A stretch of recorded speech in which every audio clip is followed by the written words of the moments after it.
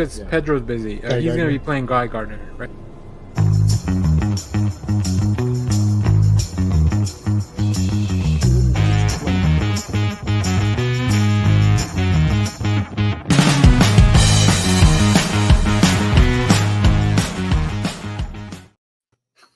That's the first time I ever see that intro because Clay made that and put it on there. That was pretty funny. It's nice. Very nice. Hello, everyone. Welcome to the Next Issue podcast. It is our holiday show, which means that our employees are calling in sick and they got to spend time with their families or whatever. So I recruited my friend Matt. Hey, Matt. Thanks for joining us today. Thanks for having me. Of course. Hello, Matt. Yeah, introductions, please. Jeff, Matt, Jeff. I know we've already talked backstage, but the people don't know that. They weren't there. We weren't streaming live. You have a lovely green room, by the way. Oh, we call the backstage area green rooms, like where we all meet, the couch and and your gift bags. We left your bag of M&Ms. Yeah, we left your bag of M&Ms there. We took out the red ones. I think that was in the contract. So that was the only thing we could do, though. So, on today's show, I don't have anything like super holiday related. We're just going to kind of chat about a lot of stuff because there's a lot of stuff out there. There's a lot of comics. There's a lot of like movies and stuff and TV shows that they just keep coming out. Like, I don't have enough time for all this, especially to cover on the channel. But before we get into that, I want to remind you all, we have a survey going on until the 1st of January. We've gotten about 29 responses, which is more than I could ever hope for, where it's a series of 15 questions.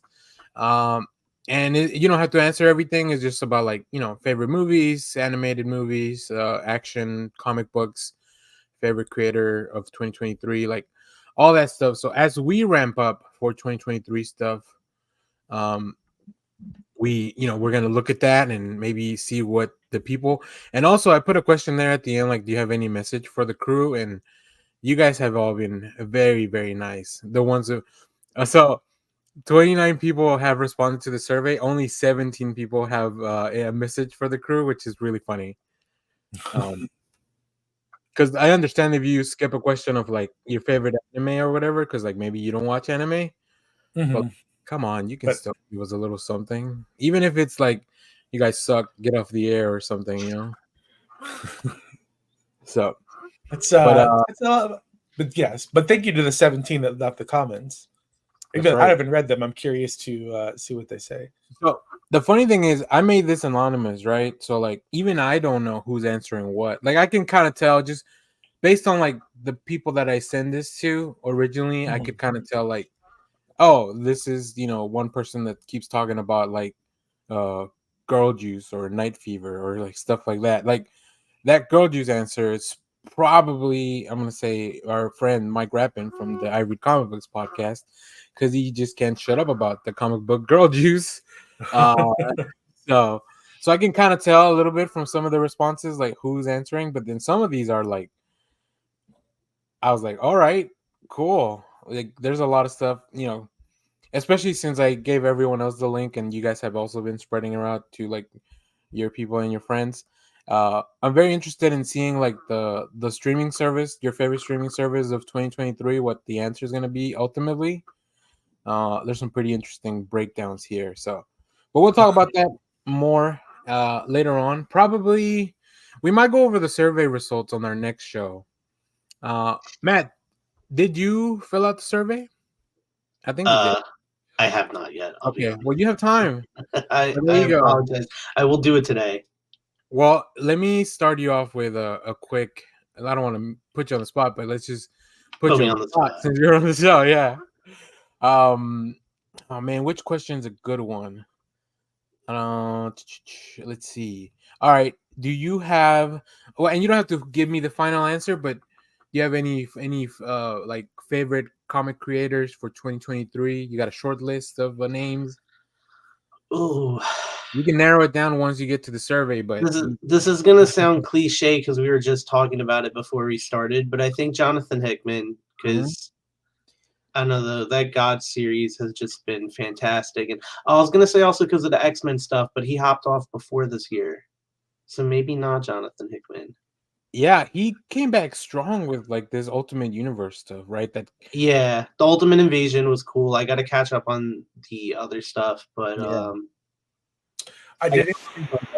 there's more I could think of, but right now Jonathan Hickman. Jeff, you were saying something? I think Did anybody read Decorum? His You know, book, it's Decorum from it's Image? funny. I got during the Black Friday sales, my comic shop has some comic sets, and they were all half off. I got the whole series for like $5. I haven't read it yet, but Oh, it's wow. on my pile. Yeah. I started reading it issue to issue, and I missed some, so I ended up getting the book version of it. But the first 3 issues I think are fantastic. Like he's so great at world building. So that's that's his thing, I think. it's really interesting. It's really interesting. Yeah, we have a lot of really cool names here. So, but stay tuned for that, more of that, and then Matt, I'll await your answers, and I guess I'll know maybe if when your survey comes in, if it has Hickman on that answer, unless that's a swerve and you're trying to trick me.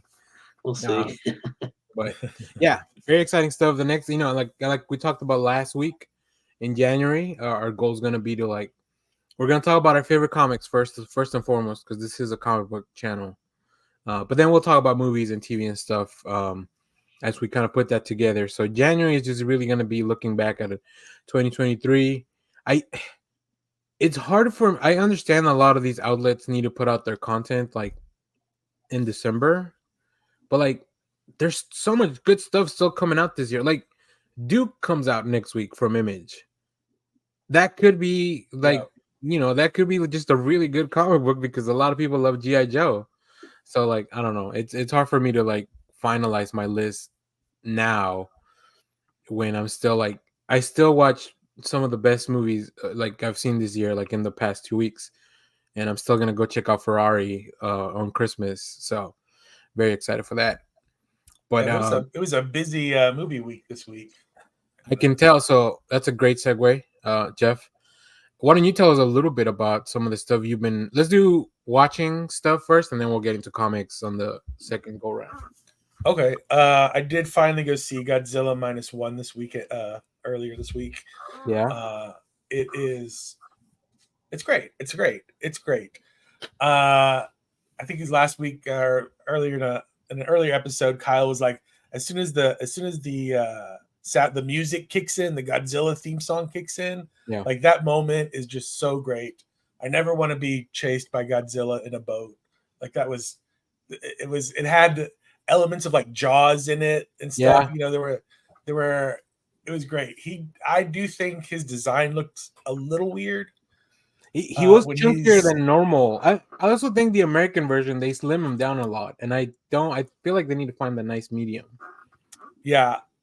He looked like a weird turkey bird sometimes when he was just walking with these like little arms that were doing this kind of thing. But that aside, like he was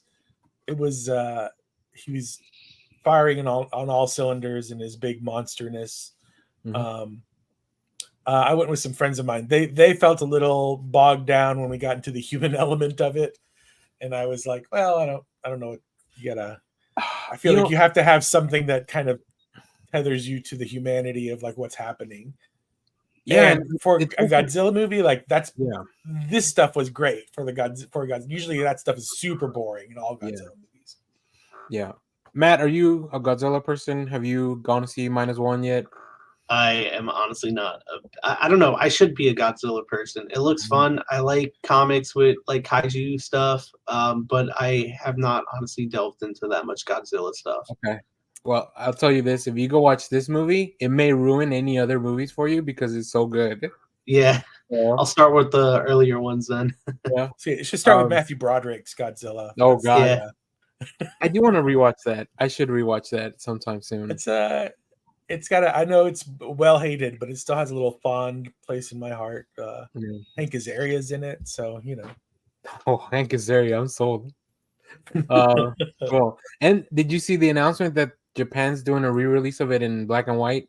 I did see that, and we got our tickets for that day or that evening show, and then like the next like a couple of hours later, that news broke, and I was like, Yeah. oh, Well, that's only in Japan though. I haven't seen anything. I thought. Yeah, I haven't seen anything announced for the US. I only saw it on the Toho channel because I was gonna do a little short about it, but man, they are so. Toho is very strong against the copyright stuff.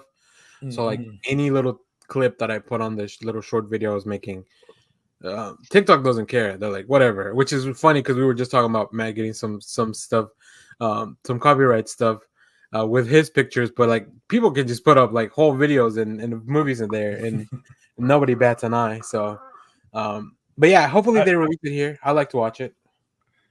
Yeah, that would be great. That would be great. It is funny to. I did see a TikTok about how somebody was talking about how emotional and serious and this movie is, and then you see the trailer for Godzilla X Kong or whatever that movie is called. Yeah. They're like broing out and having a good old time. Yeah.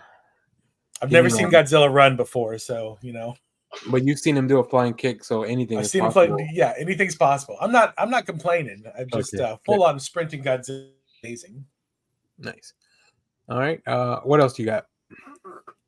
Last night I watched for my Christmas movie, the Candy Cane Lane, the Eddie Murphy movie that's on Amazon Prime. Okay.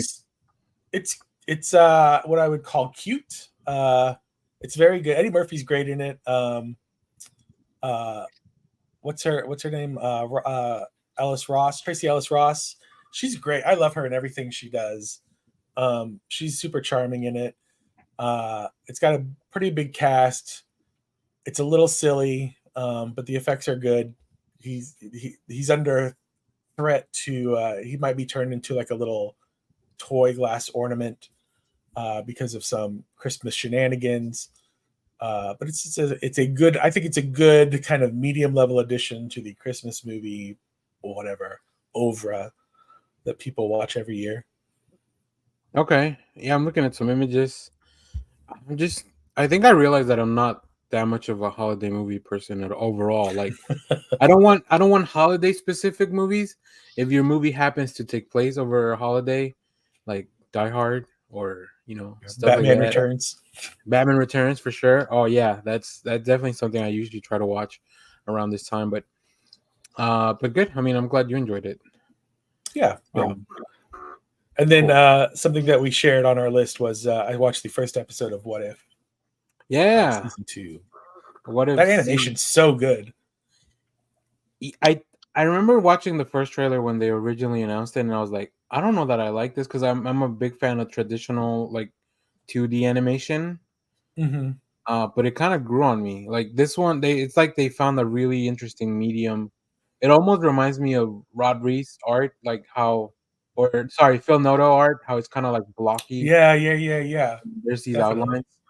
outlines. So what did you think of this Blade Runner episode of What If? I think it was fine. It didn't like blow me away or anything. It was like a good, I guess, starter episode. Fun little, Blade Runner, hard boiled kind of noir. Yeah, it was fun seeing them in those roles, I guess.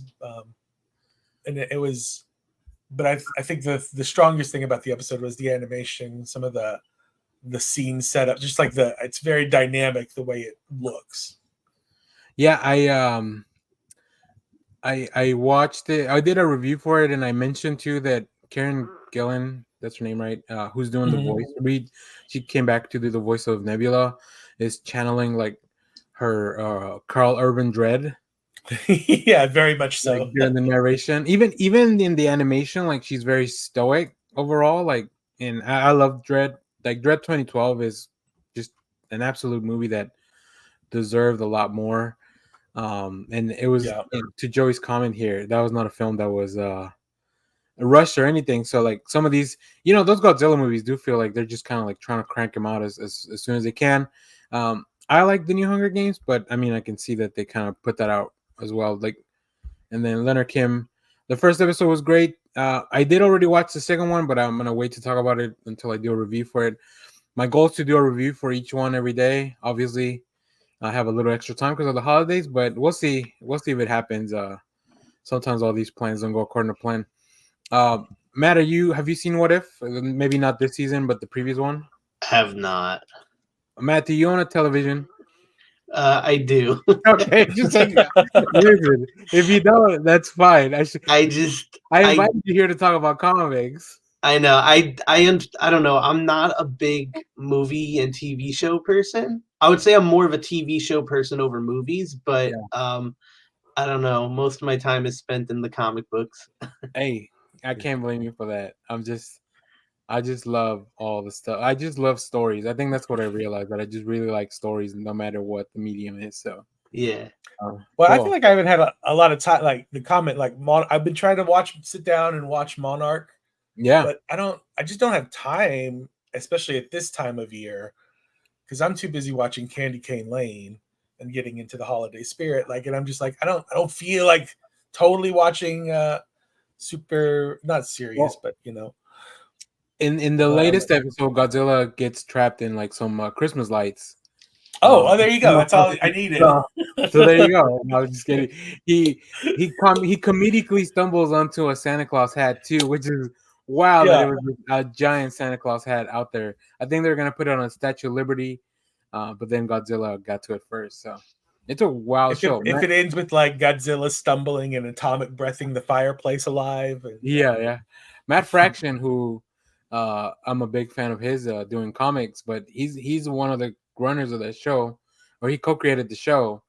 Really?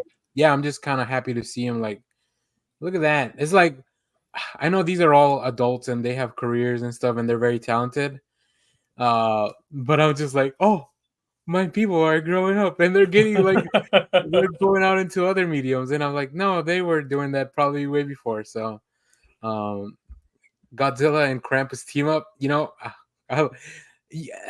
I mean, listen, not to get too ahead, but Krampus is a canon character in the DC universe. Godzilla is also now found its way into the DC universe. If anybody could do it, it's the comic books. So, all right, Jeff. Sorry, let's go back to you. I think that was the last thing I had. Movie watching wise, yeah. Gotcha. Now, Matt, I was gonna throw to you, but now I feel like you may not have anything on this list of like non-comic book stuff. So I haven't watched any new movies recently. However, I did watch a movie last week.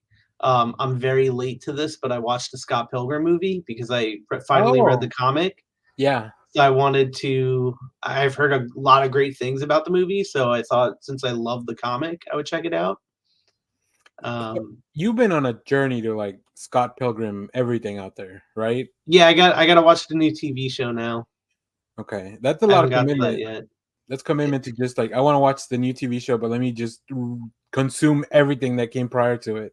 I loved the comic book so much that it didn't feel like too much to do, and the movie wasn't that long. I think it was like under 2 hours. Yeah. And the comic, even though it's like 6 graphic novels, it reads super quick. So yeah. What did you think of the adaptation, like from the comic to the movie? I thought it was good. I get the hype about it. Yeah. But I guess it's like always with any medium, like the books are always better in my opinion, or in a lot of cases. There's just so much more that it goes in depth about Scott and his friends and Ramona. Yeah. And as much as it's about him fighting all her evil exes, there's so much about different friendships and relationships in that series that I loved and connected with that the movie unfortunately can't really do in under 2 hours. But the movie was good. Like I did enjoy it. It's just I don't see myself rewatching it as much as I would reread the comic. I wonder if once you get through the show, you might want to revisit the movie just to like. I know the show's completely different. But I think like performance-wise, it'd be interesting to see like, because all those actors, most of the actors are voicing their same characters, but they've also aged, right? It's been a long time since the original. I'm sure Michael Cera's voice has at least dropped a few octaves in the last few years. So it'd be interesting to maybe go see how they adjusted for that performance in there. So I don't know. We may have to have you back to talk about Scott Pilgrim. I'm not a big fan of Scott Pilgrim. If anything, I want a Snot Girl adaptation. I just started reading that comic. Oh, That's so funny. So I like Snot Girl. I think so. I don't want to take the wind out of your sails, but I think it abruptly stopped after volume 3 or 4. Yeah, I heard it went on hiatus, and I think now it's on hiatus again. I think Brian Lee O'Malley just like, I mean, he's busy doing all this other stuff, but yeah, let me know what you think of Snot Girl later on, because I quite enjoyed. I just thought it was really fun. So. Yeah, that's on my weekend to-do list, so I'll let you know soon. Well, let me talk about a few things that are not comics, and then we'll jump into that, and we'll come back to you, Matt. Okay. So as I mentioned, I've watched a lot of movies recently. So on Thursday, I watched Maestro. It's a new movie on Netflix based on the life of Leonard Bernstein, who was a composer, music talent person overall. I don't know much about him other than what's in the film. I do know that he wrote West Side Story, which is interesting that I didn't know that, even though it's been adapted multiple times to the so this is the Bradley Cooper film. I think the film is good overall. Like it's a well-made film. I just feel like some of the stuff didn't fully connect with me, but I think Bradley Cooper does a really good job kind of embodying this. Does he get a best actor nod? You know, I think he would get a nomination. I feel like there's so many good performances. Like Jeffrey Wright is supposed to there's a lot of buzz about him in that American Fiction film. I haven't seen it. I want to see that movie. Yeah, I want to see that movie so bad. Me too. And then, which leads me to the next thing I watched. Yesterday, I watched The Iron Claw, which is it's based on the lives of the Von Erichs. So if you are a wrestling fan, especially if you're a wrestling fan in the South, or if you live in Dallas, like some of us do, like you've definitely heard of the Von Erichs. And after that movie, I was like, damn, Zac Efron just really fucking ate this up, and maybe he should win. Like, I was sitting there at the end of the movie, like 2 hours and 10 minutes in, and this scene hits, and I just started crying in the theater with. And I was like, oh man, I knew it was gonna get me because it's a really sad story. Like, if you did you know the story of the Von Erichs going into it? I knew like the broad strokes of it. I didn't know like a lot of the details, and I think some of the stuff's been changed. So I know Vice did a really in-depth documentary or like a thing about the Von Erichs. I recommend you maybe watch the movie first and then kind of go in and watch. But man, it is tragic. But it's also like the wrestling looks good. Like they really kind of recreate the feel of the late 70s, early 80s, like all that, the wrestling scene. I remember seeing. I never went to the Sportatorium, but I remember seeing. I mean, because I think by the time I was old enough, like it was gone. But like I remember seeing pictures of it, and then you get to see. I think they used to live like out in Denton, which is like 20-30 minutes north of where we are. And then just like all the little graphics have the Dallas skyline from the 80s in the background. So like there's a lot of, it's a really well-made movie, great performances. Like I said, very tragic story though. So I think if you're gonna go into it and really dive in, I would say watch the movie first, then maybe watch the Vice documentary, and maybe check out some of their matches, because I think I know the grandkids. I think they're the grandkids recently showed up on like AEW. To do a match, and you get to see so you get to see some of that. So but yeah, it was very good. I had been looking forward to that film for a long time. I was actually trying to go to an early screening, and then I kind of missed the boat on that. So also to catch up on the TV, I watched Fargo season 4. That's the season with Chris Rock, and it's not bad. It's just not as good as the other ones. It gets a little. It's set in the 50s, which to me that feels like it almost feels like they were kind of playing dress up at some points. Like they were kind of not. It was very campy, and I just can't take Chris Rock seriously as in a dramatic performance. So you don't like him in the Saw movie either? Well, I thought that was funny because it was like Saw's supposed to be. I like Spiral because of that. Because of the juxtaposition of like this Saw movie, which is like, grimy and grungy. But then you put Chris Rock in the middle of it, and it's like, oh, this is more campy now, and it feels, even though he was probably trying to deliver like a more serious performance. So, but yeah, it was a little weird on that. And then who else is one of the, I forget his name. He's one of the evil X's. He's the last evil X in the movie. Schwartzman, I believe is his last name. Jason Schwartzman. Jason Schwartzman. He's also in Fargo season 4. Okay. He plays like they're like opposing head of gang families and stuff. And it's not even set in like the north. This one's actually set in Kansas City. So it's like, well, where's Fargo? I don't. Where's the Minnesota accent that I've been expecting for? That's kind of why I came here for Fargo. I came here for the Ocadian, and nobody even gave me one. So I think it's a good pitch for Saw movies going forward, is to have one traditionally comedic actor play a serious role, but like off the wall. So like Chris Tucker, like something. Just every Chris. This is gonna be Chris's going forward. Every Chris, yeah. Just trying to I'm okay be the with serious, hard-boiled detective. Keep bringing back Sam Jackson just to put him in there for no reason. Yeah, I think he can be the connective tissue between the Saw franchise, like he's been for the MCU. Real quick, because I do have reviews for these two things. I watched Aquaman, the Lost Kingdom. I enjoyed it. I think if you watch the first one and enjoy that, you're probably gonna enjoy this as well.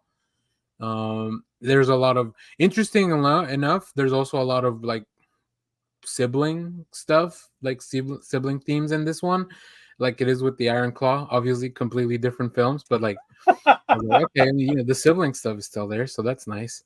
And then to follow up on Joey's comment, I also watched Rebel Moon Part 1, Child of Fire. We have a review for it on the channel, but I enjoyed it. I will say it's not my favorite Zack Snyder movie. But it's also not my least favorite. And I think if you are not a fan of Zack Snyder, this isn't the movie that's gonna be like, oh, I get it now. Change your mind. Yeah, it's not gonna. This one's definitely not gonna change your mind. But I thought it was great. Like the performance, the visuals, I just really like them. Like it's a lot of familiar stuff because it is kind of Zack Snyder making his Star Wars film. But yeah, like I said, full review on the channel. Yeah. What is your least favorite Zack Snyder film? Sucker Punch. Sucker Punch? Okay.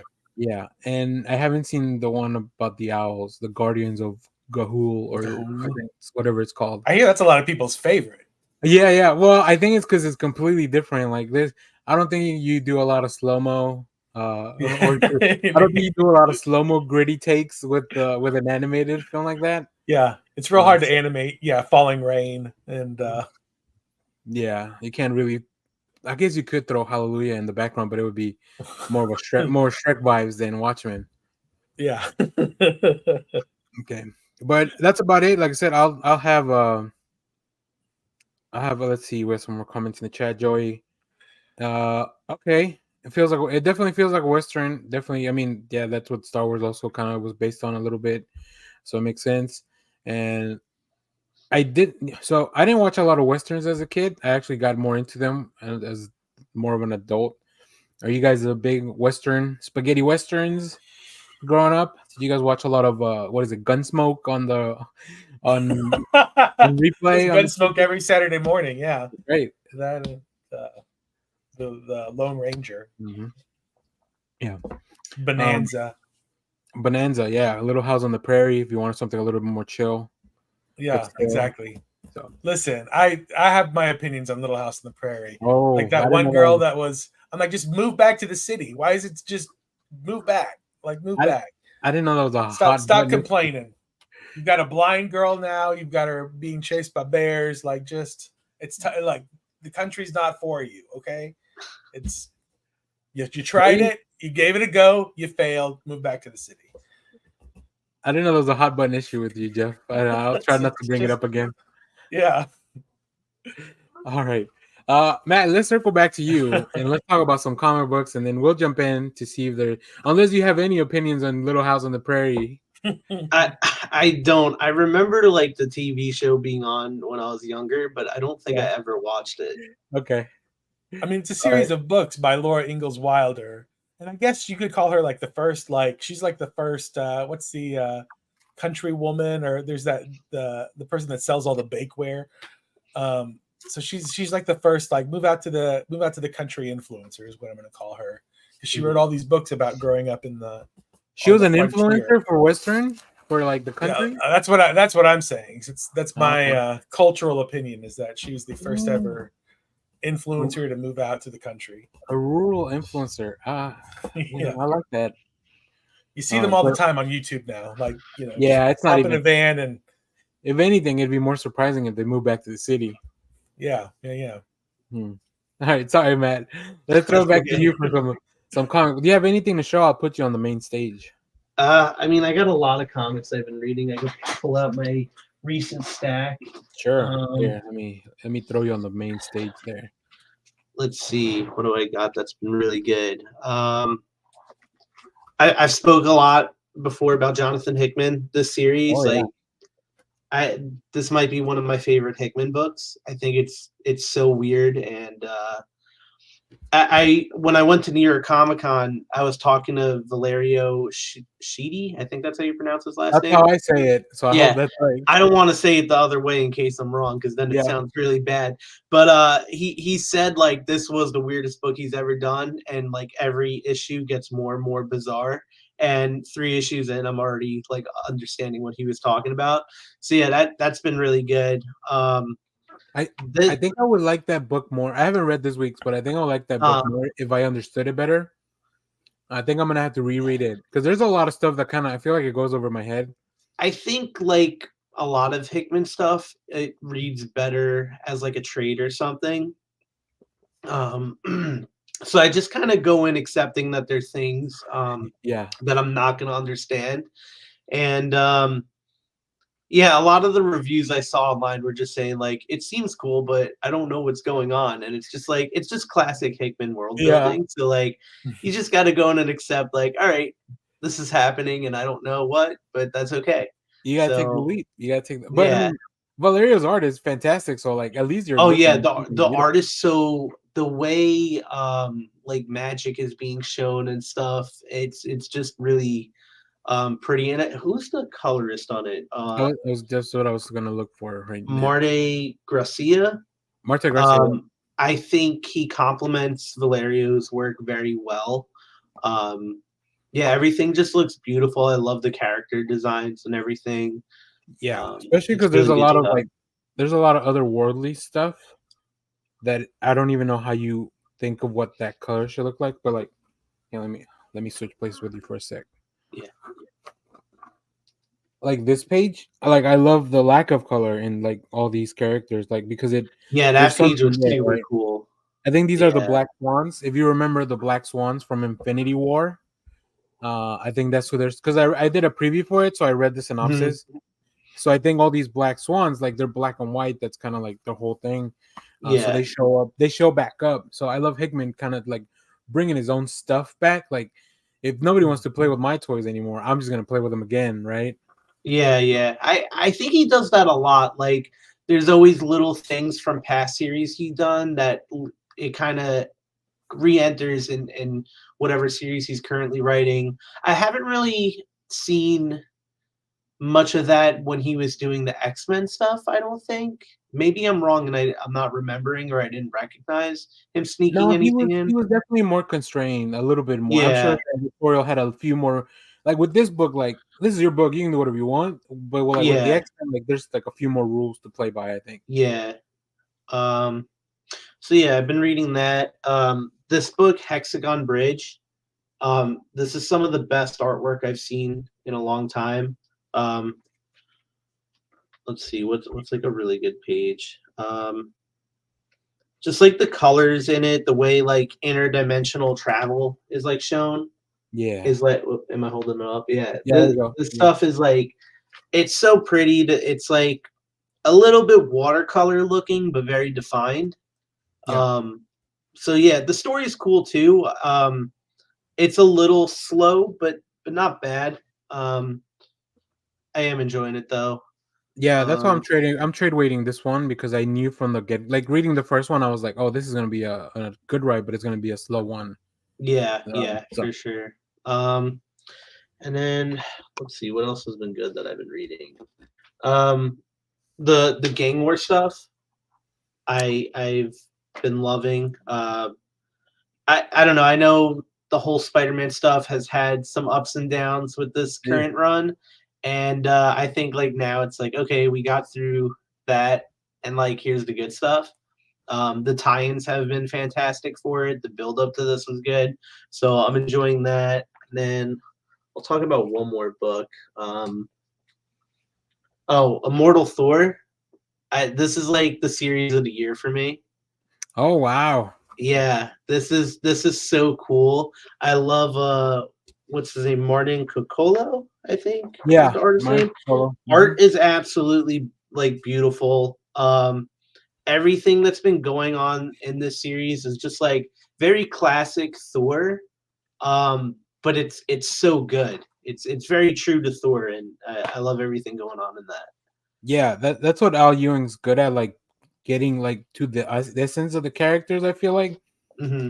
I feel like that's why his Immortal Hulk run is so good, and Yeah. why he was tasked with doing the Ant-Man like little mini series for their 60 years, because I feel like he can get to the core of those characters and Hmm. expand on that. So I read the first issue of this, and I was like, as with my other Al Ewing pulls, like I'm gonna pick it up monthly, but I'm gonna wait till the arc is done, because I don't think I can just stop once I get to the end. Like I'm gonna want the next Yeah. one.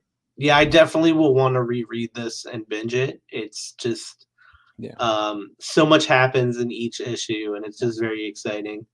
Jeff, are you reading Thor? I'm not reading Thor. Oh, I finished up the last run and I was just Thored out. I mean that's not fair to Thor because that was that was a lot of what outside circumstances that kind of took yeah, control of yeah, it. yeah. Yeah. So I was just like, I'm gonna take a break from Thor after Yeah, that. we do hope Donny Cates is doing a lot better. I know he's, that was one of the reasons he had to, excuse me, drop out of the book. But okay, cool. But I've been Um, reading Hexagon Bridge and it is beautiful artwork. Yeah, Yeah. it's great. all right. Well, let me move you to center stage, Jeff, if you have anything to show. I haven't gone to pick up my books from this week, What? but from How do you guys from not go immediately? I would freak it out. was my corporate weekly job was just like we Oh, don't care whether it's gross. the holidays. It's just like we're gonna here's all the work. Everybody's on vacation, so you get the work. Uh, this is Birds of Prey number 4 from a couple of weeks ago. Uh, this is my favorite book going on right now. I think Mm. I love the artwork in it. It's very cartoony, but there's Wonder Woman punching Barda. Yeah. But it is this kind of stuff that I love. Uh, the way that Kelly Thompson is one of my favorite writers right now as well. I'll She know. I'll sets know. up the I'll first know. 2 issues as go I'll ahead, know. go ahead. I'll know when you send your survey. Then. Yeah. Yeah, I was thinking, I was like, it's probably Kelly. The first 2 issues are set up like a Ocean's 11 heist. And the whole thing from the get-go, they're like, we want to try to avoid Wonder Woman. And I also love how DC is like beefing Wonder Woman up again. Like they're like, she's a badass. Like, let's treat her as one. Yeah. And so in this 4th episode, Wonder Woman finally shows up. You get this cool fight between her and Barda, and then you get a cool little moment between her and between Wonder Woman and Batgirl. Like there's just a lot of cool moments in this book. So yeah, that's a Yeah. great book. I like that because Thompson really captures like the characters' voices really well. At least I guess Mhm. maybe the versions of the characters that I'm more familiar with, or maybe the ones I like more. So like, I really like when Cass gets to talk to Barda, like how they, because they're both very very straight to the point, and then Cass also very reserved. Right, she doesn't talk a lot. Yeah. So their interactions are very funny because they're really, it's more like a very much mutual respect because they're both great warriors in their own right too. So Yeah, and 100. then you got Harley Quinn on the other side, which is like, stepping into Harley and everybody. Yeah, Harley and Canaries like back and forths are great. I love that Barda calls Cass small bat. Like it's just full of these like little moments where I'm like it's just action packed. It's so good right now. And Romero does like this like classical art that feels just like updated for contemporary times. So. Right. Yeah, exactly. It's very cartoonist-y of him. Like it feels like, oh, this guy liked Kirby a lot. Yeah. Well, yeah, exactly. Yeah, and it is that kind of action-y dynamic, a lot of movement to their characters, and a lot of expression in the faces too. Yeah. So it works really well. I think it's just a great book.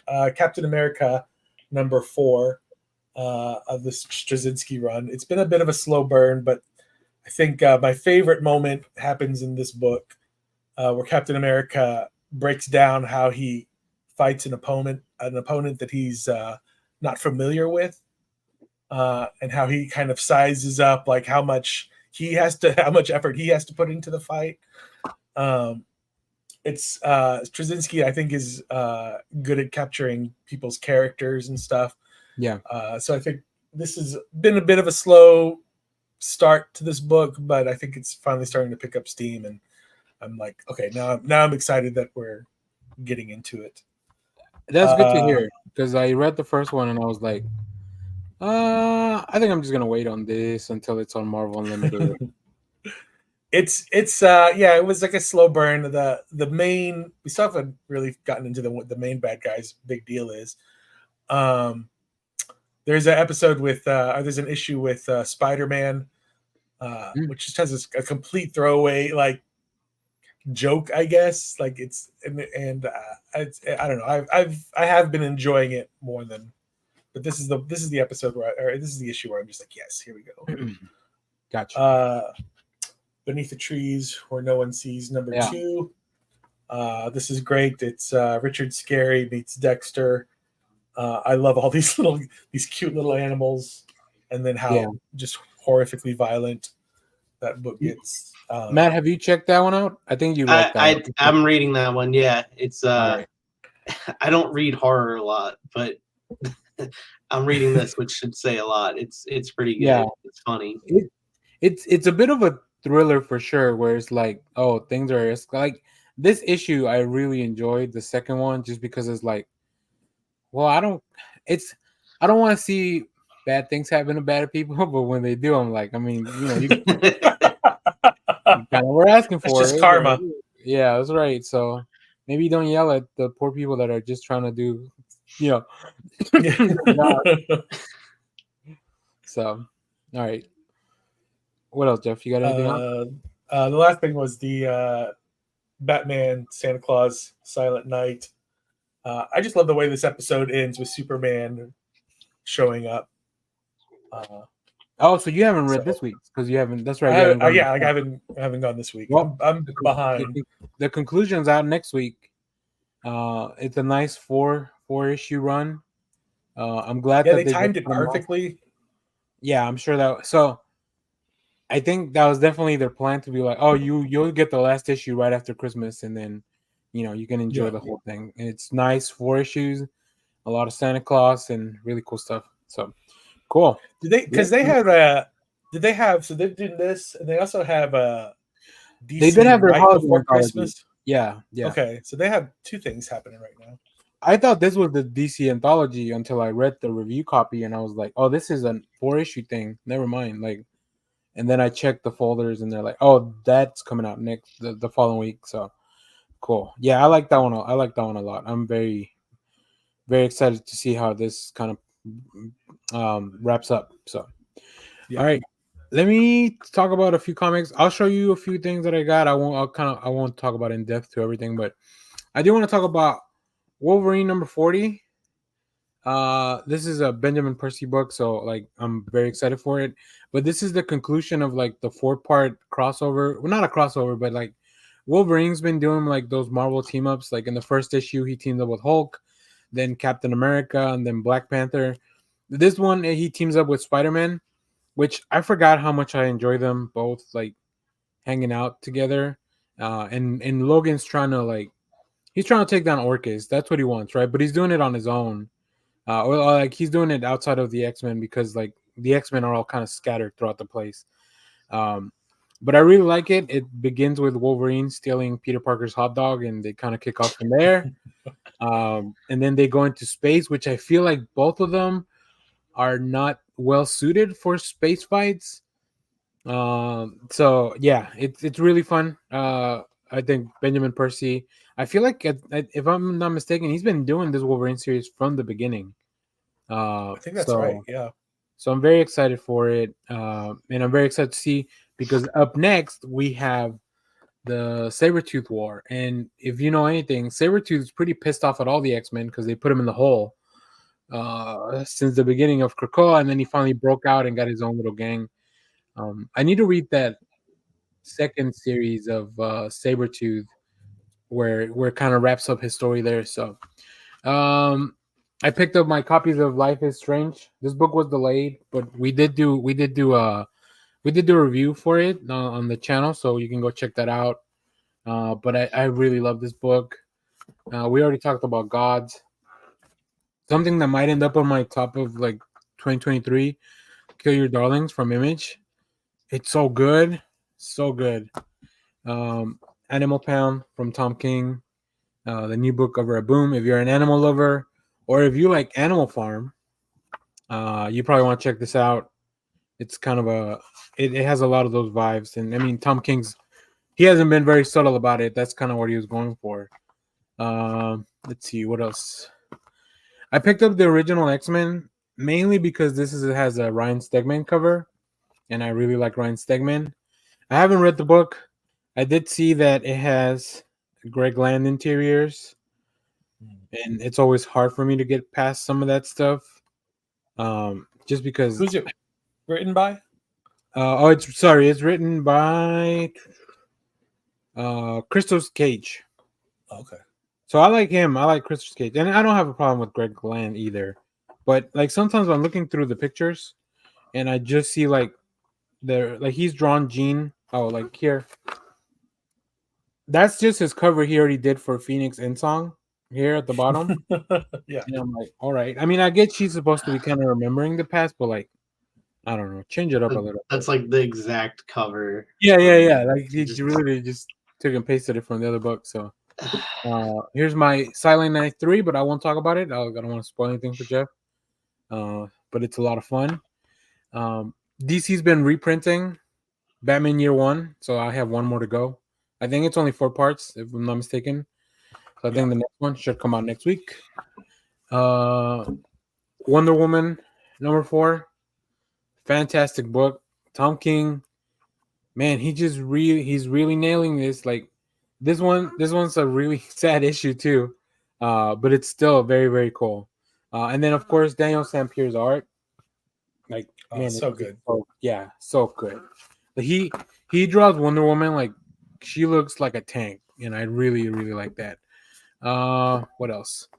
The Deviant #2 is great. We have a review for that on the channel. Go check it out. If you have, it's a lot more thriller horror than the Beneath the Trees Where Nobody Sees. So maybe Matt, I don't know if you're gonna want to get into that one, but I tried reading James Tinian's stuff once, and I felt so uncomfortable. yeah, He's so good at it that I can't read it.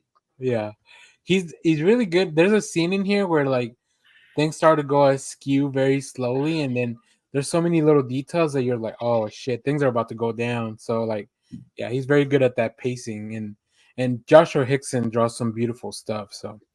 And then the last thing I picked up, I finally was able. I forgot to pick this up last week, but I have read it. Ed Brubaker and Sean Phillips is Where the Body Was. This is the new one. As you can see, I got all my other stuff here because I talked to Ed. I wasn't on the episode with I Read Comic Books, but I did get a chance to talk to him. So if you want to go see a big interview with Ed Brubaker, go check out the I Read Comic Books podcast. And you're on the first name basis with them too, because you're like, oh yeah. Well, Ed, actually, Ed and I. He calls me Mr. Martinez. So I did ask him. There you go. But I call him Ed. Ed and Sean, my friends over that make comic books over. My buds. And of course Jacob. Can't forget. You need the colors. And then the last thing I want to talk about, at least on my end, I finally finished Chip Zdarsky's Daredevil run. And I was left like, whoa. Like I feel like I had heard little hints and details about like what was going on. But man, Chip Zdarsky can write the hell out of a book. And then Marco Cicchetto, like he just draws some of the coolest things you've ever seen in comics. So I highly, highly recommend that. That probably will also end in my top something of 2023. I'm still trying to decide how many spots I want to do. He wrote, so I read the whole thing as it was coming out, so monthly. And that was like a multiple year, it was multiple series run. Yeah, he had one that wrapped up, and then but it was what, so about 2 years of.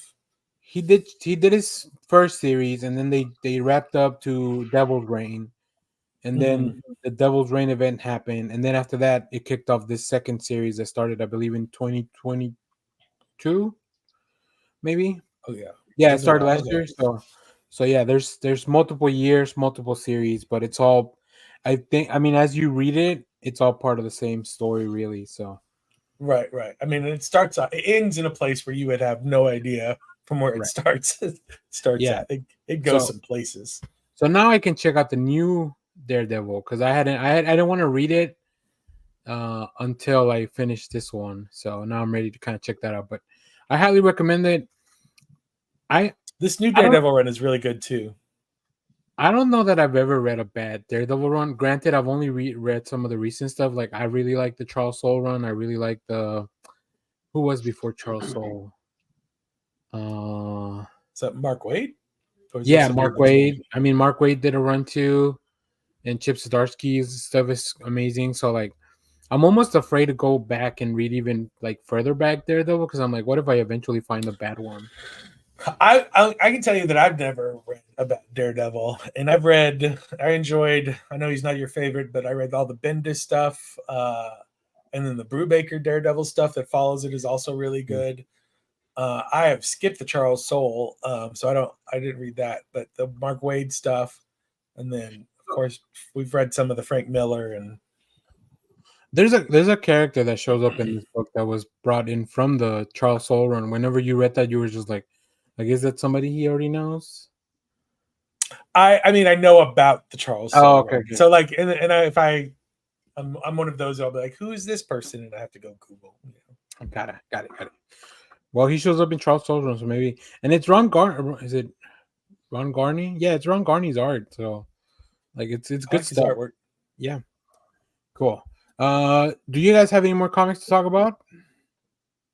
Matt, do you got any more stuff to show? I mean, I can if you need. Yeah, for sure. I don't know. I'm just reading so much lately. I something I do want to add to the Daredevil conversation. Please. That is one of my goals of 2024 is to read. I've never read a modern Daredevil series, and I've never read a modern Moon Knight series. So those are my goals for 2024. I've read Frank Miller's run and I loved it. It was so cool. So yeah, but comics that I'm reading now. We recently read Born Again for our local comic club, and I think that was good. It was great stuff. Yeah. I'm looking forward to the next issue of the Thanos run. Ken Wolf's run. Yep. Yeah, this was a really good first issue. I don't know what Thanos has been up to since the Donny Cates Guardians of the Galaxy run. I don't know if he's been up to anything or if there's anything in between the stuff, but no, I think he was dead. What? Yeah, was he? I think he's been dead, and then he came back in another book, and I guess they finally used him for this. Yeah, but this is cool. I love everything Thanos. He's such an interesting character. Yeah, I've been enjoying that. Danny, are you reading the current Jed MacKay Avengers run? Uh, yes, I'm behind because I was catching up on his. Okay. I was catching up on his Moon Knight. So if you do want to read a current Moon Knight run, his stuff is great. Yeah, that was the one I was gonna start with. I was wondering what your thoughts were on the Avengers run right now. I like the first arc. I thought it was really interesting. So that's kind of where I'm stuck. Not stuck. I just want to kind of where I stopped. I really like that he put together a team just to kind of take him apart for the big battle. Mhm. So I'm interested to see how because the team's also very interesting. They've all kind of changed a lot since their previous iteration of Avengers. I mean, T'Challa is more of a street level kind of fugitive kind of right now, and like Iron Man's lost all his stuff, so like that, like all that stuff shows up. Also, of course, the Scarlet Witch also has gone through a lot of shit. She's been dead and then came back. So like, yeah, it's a very interesting roster. So I like it though. I'm a big fan of Jed McKay.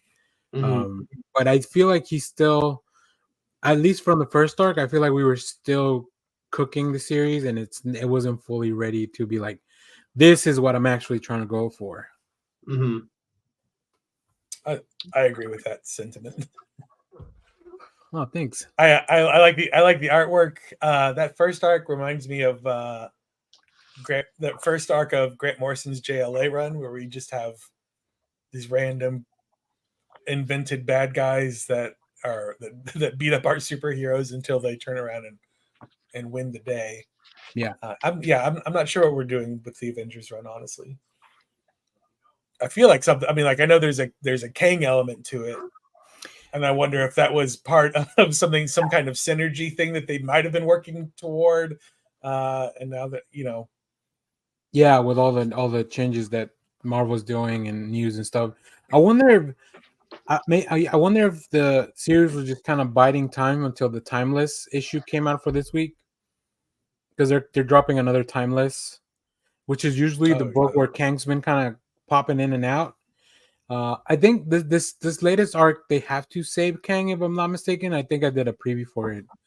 Yeah, so I do want to get on that. So I don't know, Matt, is that where you are? Where are you reading on that? Or So I'm all caught up. I don't know. I like it. I don't want to be negative. It's just not like a big wow factor for me. Um, I don't know. It's like it's new stuff going on, but it doesn't feel like yeah, I don't I know. can see that. But I'm keeping up with it though. I'm gonna wait and see. Yeah, I think writing a team book is different than writing just a solo, which is kind of what he had Mhm. been doing prior. So Yeah. yeah, did they? I need a refresher. Did they lose the Sentinel home? Did the Sentinel home go away? yeah. During Judgment Day, it came to life, and Oh, it judged. That's right. It judged it everybody. was a Celestial, right? Yeah, the Celestial. Yeah, Yeah. they don't have that base anymore. Yeah. Yeah, I don't know that they're back at the mansion. They're just kind of like somewhere else. I don't remember where though. Well, they just got like a big sentient spaceship that I think they're about to live on. Oh, okay. That might not be fully. You know, they're not there full time, so everybody's got their Yeah. own business going on. Well, like that. Yeah, they should be back at the mansion. I don't know what's happened to them. Man, they used to have their own island. What happened to the island? Magneto probably chunked it into space like everything else. Yeah, just islands floating up there. Cool. What else we got, Matt? All right, I think I got one more I could talk about. Danny, I think if I remember the first issue you had mixed feelings on. Correct me if I'm wrong, but the Night series. Oh yeah, Um, I did have this mixed is feelings on that. by Wyatt Kennedy and art by Luigi Formisano. I'm loving this series. This is also like maybe one of my top for Oh, 2023. Yeah. I think I have similar feelings towards it, how I connected with like the Scott Pilgrim series, just about like friends and relationships and things like that. Even though this is like a much different comic, very nostalgic of like the early 2000s. Um, I don't read, like I said, a lot of supernatural stuff, but the stuff going on like in the background of like all the friends stuff going on. yeah. It's pretty cool. And now, since last issue, it's now coming onto the main line of the story.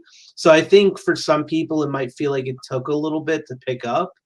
But I loved like the intro to it of the first three. What is it? Three series? Yeah, 3 issues. I mean, Yeah. but I'm loving it. It's a lot of fun. I remember from the first issue, I just felt like there was a lot that was thrown at me, like Hmm. a lot of world building, a lot of like conversations. There was a lot of dialogue too, which it's sometimes hard to keep up with. Yeah. Um, so yeah, I remember we were talking about that on the Discord, and that was probably my main takeaway, and probably the reason. I remember I didn't even do a video on it because I was like, I don't know if I have much to say about this book other than Hmm. I kind of experienced it and that's about it. But yeah. So I don't know, maybe I'll revisit that now that you've what issue are they on? They're on. Is this? I thought they were on 4, but this is issue 3, unless I have issue 4 somewhere else. See, there's so much content in each one that Um, feels like a double. no, this was it's 3 issues. This was the most recent one. Yeah, the first one definitely was like a lot to take in. I think issue 2 smoothed out, Okay. and it like left like the question like where is this going? And now issue 3 like points the direction. Okay. Yeah. Jeff, have you read this book? I've not read this one. Okay. I've, Okay, cool. Well, that's about all the comics, I think. Do you guys have any before we get into so the only other thing I have to talk about on today's episode? Um CBR did an article for like some of the craziest holiday comic books.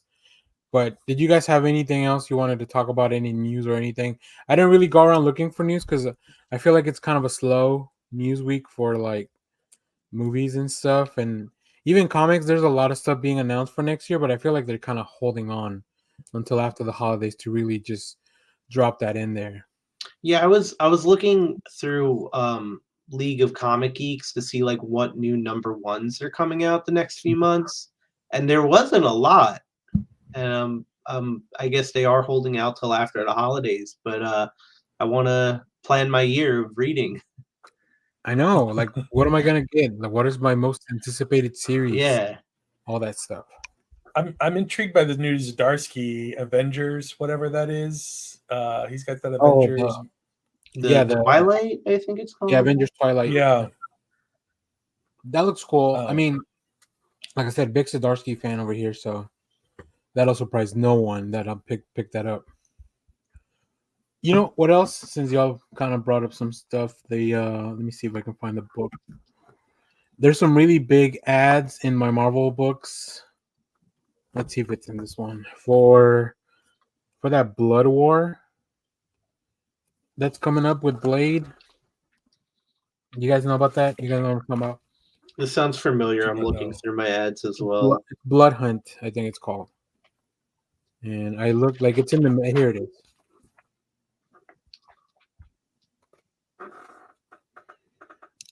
Like that looks pretty rad. Like it looks like the vampires are finally fed up with our shit and Is that going to be its own thing, or is that like it a looks bunch like of series tying in? It looks like it's gonna be its own book. I'm sure some series will have tie-ins. But it looks like it's its own. It looks like it has the current Avengers lineup, so I was wondering if that's going to be like upcoming in the Avengers series.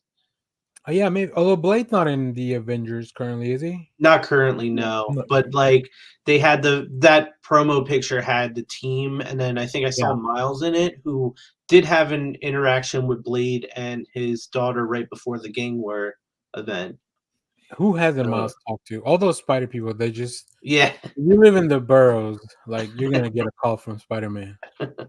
I do want to check out the Daredevil Gang War tie-in. That one looks pretty cool. But I haven't yet. So cool. Let me pull up the other stuff and then we'll kind of talk about some of these and then we'll get recommendations and we'll get out of here to have a I was going to show since we were going to transition into Crazy Christmas comics. I have this old school from the Dallas Morning News, which is a now defunct Dallas newspaper. This is Spider-Man Christmas in Dallas special from 1980 something. I don't know what. But basically, in this issue, so this were free giveaways that they had in the Dallas Times Herald. back in the 80s. In this particular issue, like they have to keep figuring out a way to get Spider-Man from New York to Dallas. So he keeps getting invited. J. Jonah Jameson has this millionaire friend that lives in Dallas, millionaire inventor friend. Oh, Who so keeps he's not the throwing owner of the parties. Cowboys? He's not the owner of the No, Cowboys? he's not no, but they do have a Spider-Man with the Cowboys. I have that issue somewhere. Oh, yeah. But he keeps inviting J. Jonah Jameson down to Dallas because there's 4 of these of episode issues, and so for each one they have to figure out a way to get Peter from New York to Dallas, and it's basically just this one guy that keeps inviting him down. Maybe Peter's a big fan of the state fair. Maybe he just comes down every year to check out the he just state does. fair. Like he can go to Coney Yeah, Island, but why? Just go to the State Fair of Texas, and you'll get more deep fried food.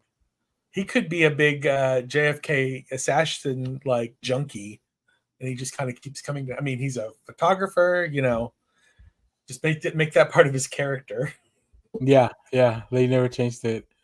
Oh, that's funny. But in this episode, you get this is old school, super villainous Kingpin. Not mafia boss Kingpin, because Kingpin does a lot of the heavy lifting. Does he wait till Spider-Man sits on his lap to start to attack him? He does. They invite. There's a big billionaires ball in Dallas that Spider-Man and J. Jonah Jameson get invited to take pictures. Kingpin finds out about it, kidnaps the Santa that the party hires, and dresses as the Santa. And then shows up and holds everybody hostage. And gotcha. Spider-Man That's gets cool. everybody out.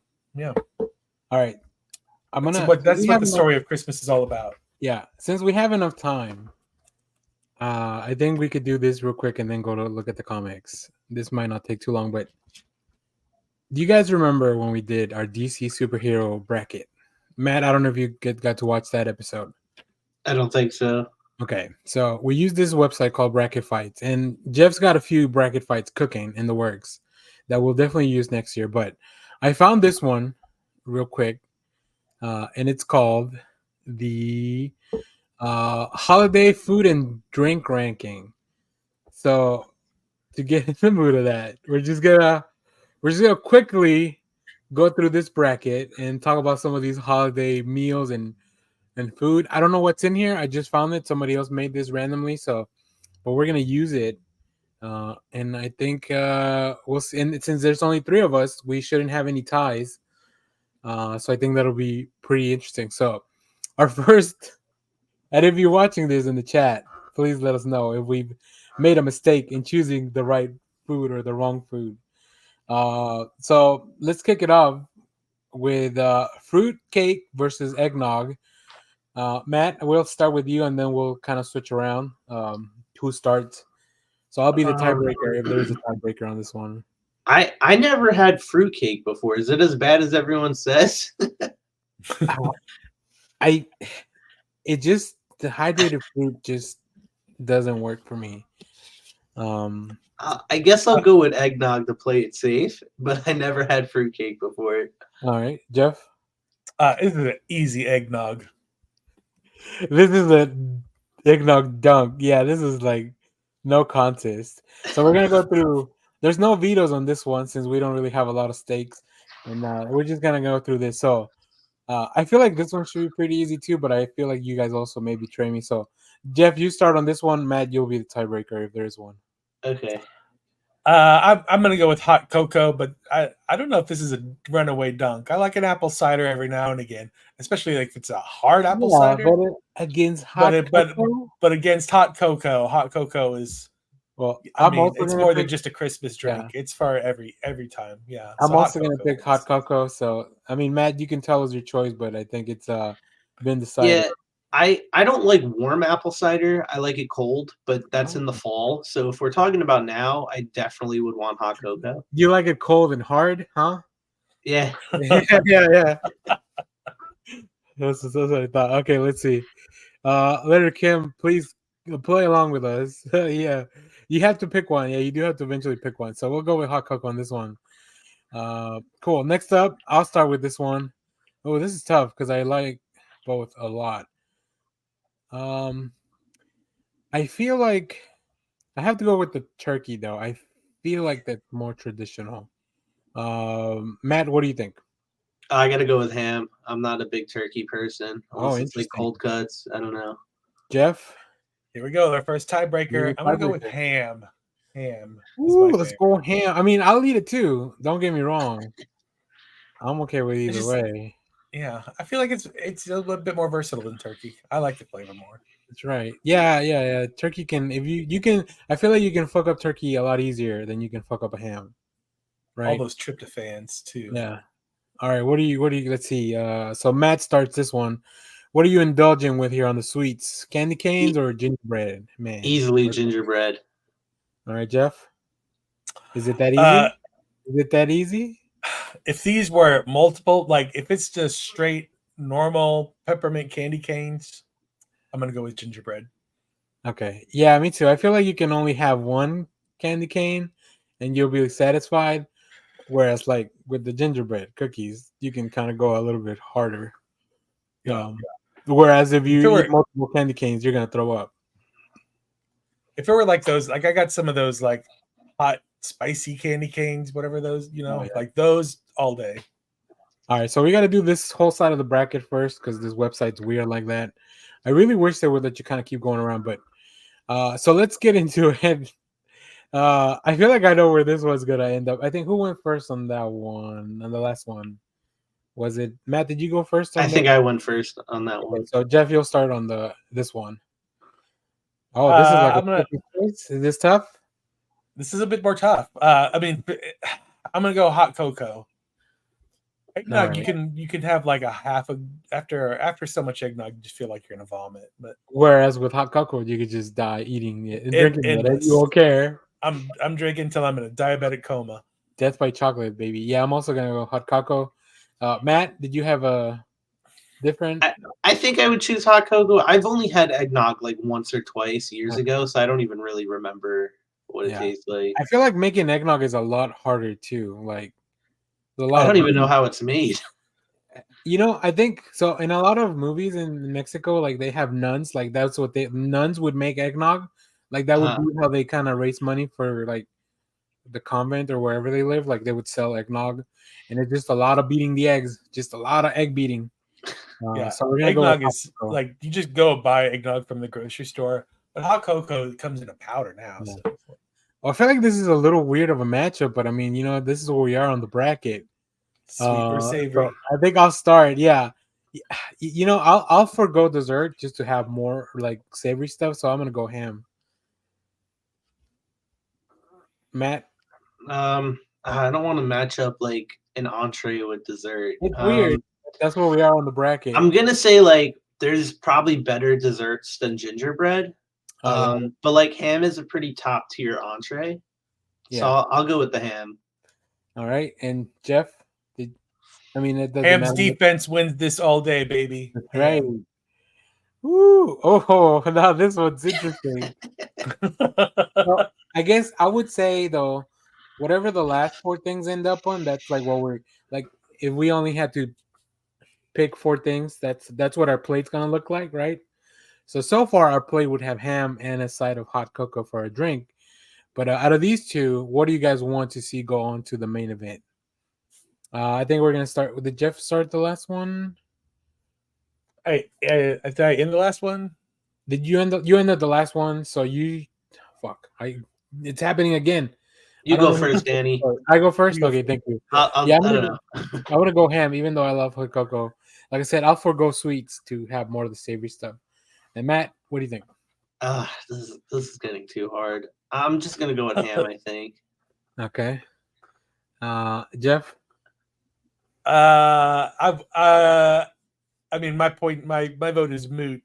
So I'm gonna go hot chocolate or hot cocoa, just because. Because I wanted to feel good about itself. Yeah, that's true. Listen, it's gonna end up on our plate anyways. We just want to.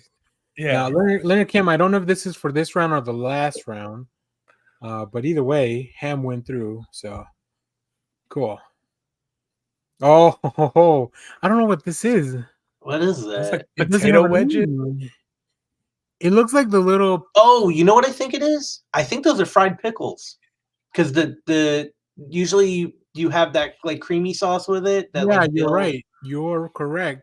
So Wow, I'm proud of myself for guessing that. I think you're gonna start on this one. Yeah, because that looks like maybe like They look like mushroom. like fried slices of something that are round, and I know they're usually with like a white creamy dip, which Well, is let like me the let me dill check dip. something. Maybe if I hover over it, you won't tell me what it is.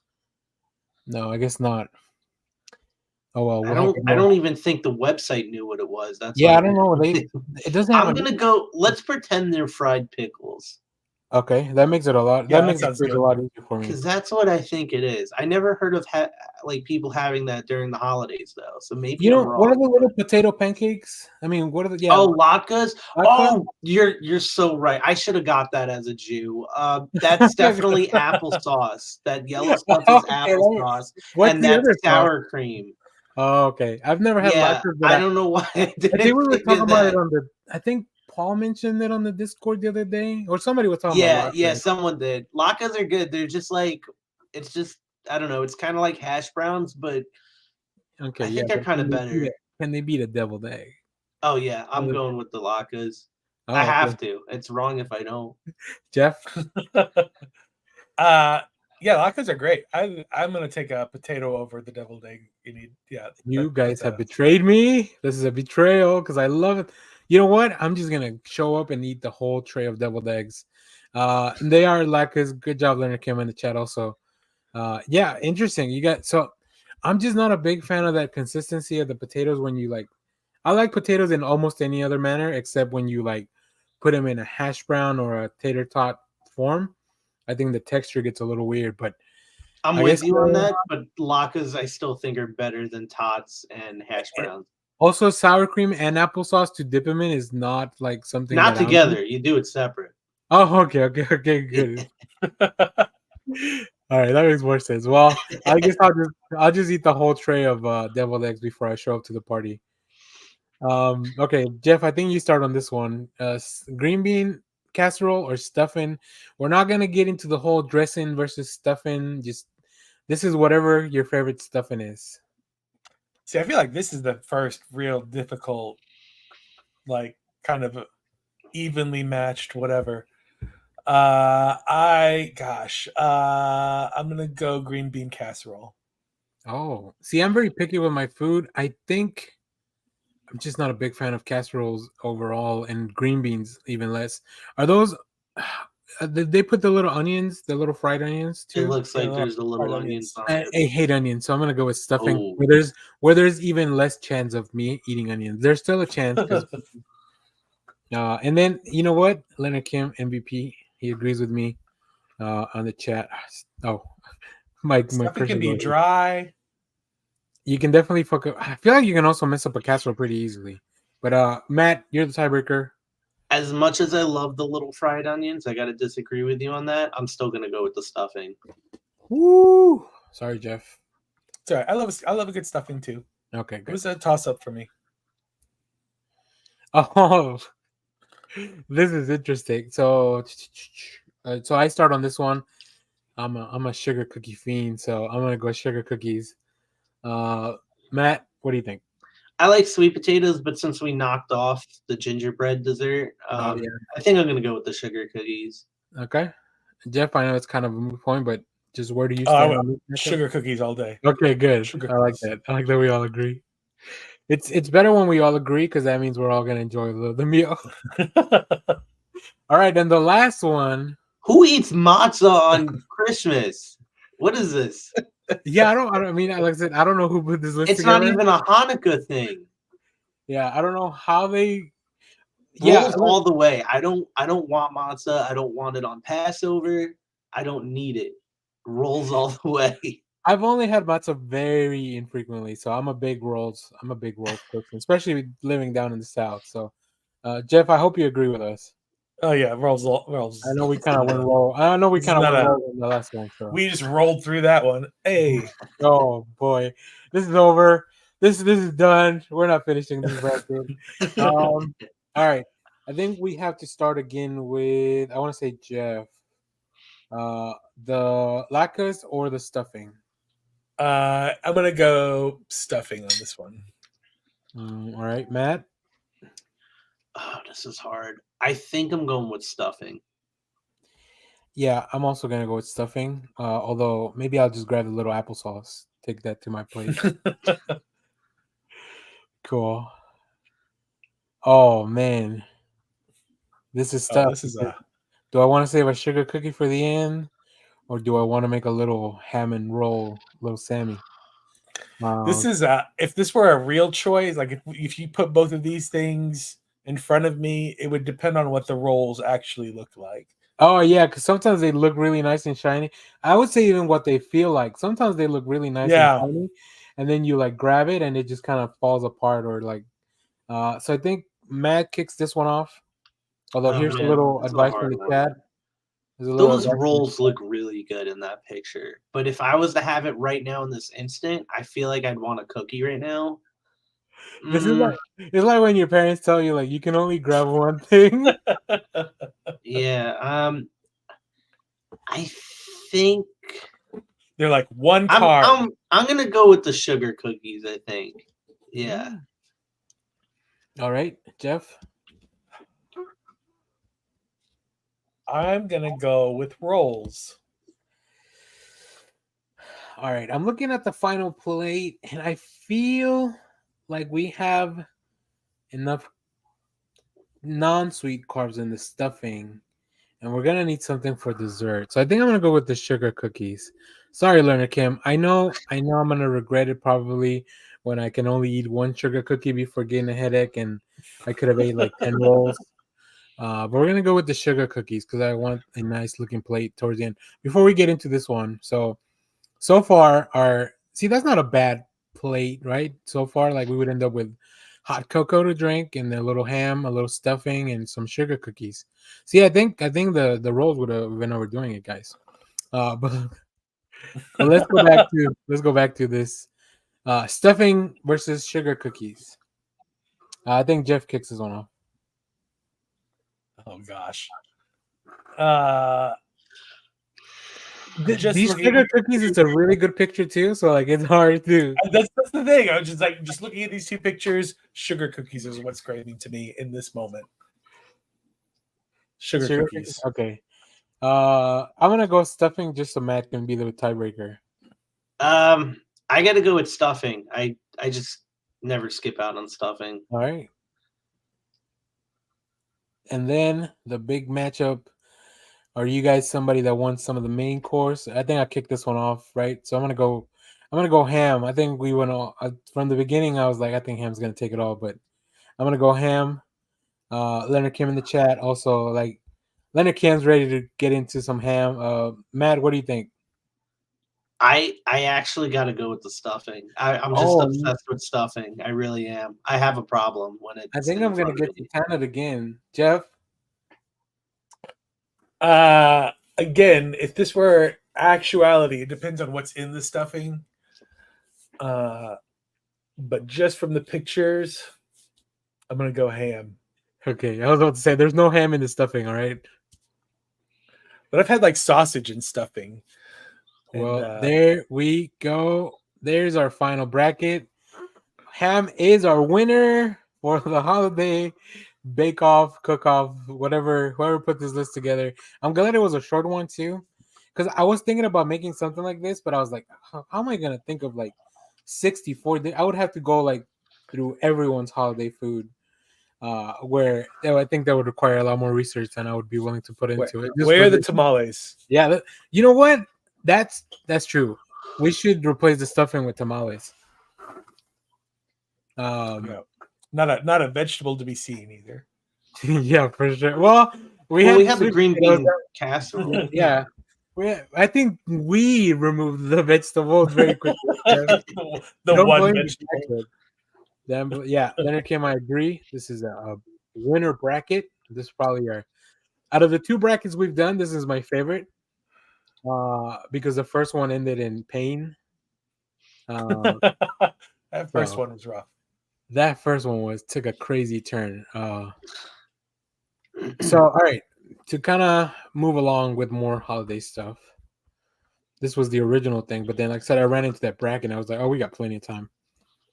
Here, I was going to ask. So I asked this in our Discord chat because I do like this question, and I think we're gonna maybe I can eat us some time with this. But do you have like a favorite holiday like gift or anything that you received that you just kind of remember that is specifically memorable to you? I do, and I can go talk about it while we give maybe Matt more time to think about it. I already know. Oh, okay. Hey, go first, please. You're a guest. Okay, this is gonna sound so cheesy, but when I was younger, and my dad makes fun of me that I still remember this. I think I was like in first grade. My dad got me a Star Wars like play set. It was like Luke, Leia, not R2D2. It was like a different droid, and C3PO in the Hoth gear. And I was like, Dad, what is this? And he's like, oh, this is Star Wars. We're gonna watch it next week. And that was like my intro to Star Wars. So Oh, very cool. yeah. Nice. I don't have the toys anymore, unfortunately. Hey, you can always get them back now with the internet. I don't remember what the exact set was. I think there was what are they called? The Tauntaun? I think there was a Tauntaun in it too. I don't know. If I looked hard enough, I could probably find Yeah, I it. bet you could. Let me Yeah. know in a couple of Give weeks. us Yeah, when you come back to talk about Scott Pilgrim, we're gonna be like, "Oh, by the way, guys, I got my toys back." I think mine is when the first Christmas we moved here. So I moved from Mexico, so we had to kind of leave all our toys behind because you couldn't really bring a lot of stuff. So we didn't really have much. And that Christmas. My parents they got me they got me and my brother a Nintendo 64 bundle from Sam's. Like, you know how Sam's would do like you get the console and then they like shrink wrap with a bunch of plastic like Oh yeah. roller and stuff. Like, it was just that, and it came with Donkey Kong 64, and then you had to do the little expansion Rumble Pack, whatever thing. And I think it came with another. I think it came with one or two more games, but like we immediately cracked that thing open after minutes of like trying to get through that hard plastic that I think it's military grade plastic that they use over at Sam's. Yeah, we tore that thing open and we played. I still have that 64 somewhere. So yeah, I really like that was my favorite thing. I mean, I'm sure I received other things that I really like, but that 64, like I just remember because I really didn't know. Like, we had just moved here, so I didn't know if we were gonna get presents and stuff like that. So that was really cool.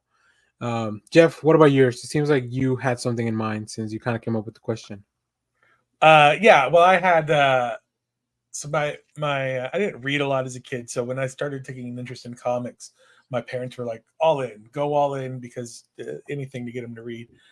And so they got me this bundle from the Sears catalog that was a Marvel Comics bundle, and it came with like 25 just random Marvel comics, and then a short box that you could build, but it was kind of a different construction than the short boxes you see today.